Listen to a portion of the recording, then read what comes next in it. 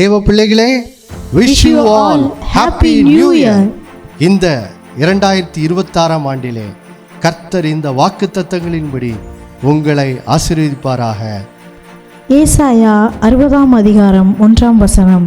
எழும்பி பிரகாசி, உன் ஒளி வந்தது, கர்த்தருடைய மகிமை உன்மேல் உதித்தது.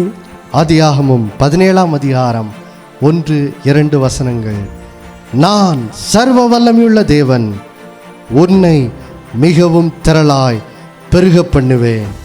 தேவ பிள்ளைகளே, கர்த்தர் இந்த வார்த்தைகளின் மூலமாய் உங்களோடு சொல்லுகிற வார்த்தைகள் தான், கர்த்தருடைய மகிமை உங்கள் மேல் உதித்து விட்டது.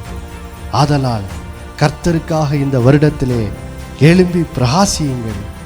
உங்களுக்குள் இருக்கும் கிறிஸ்துவின் ஒளியை உங்களை சுற்றி இருக்கிறவர்களுக்கு பிரகாசிக்க செய்யுங்க.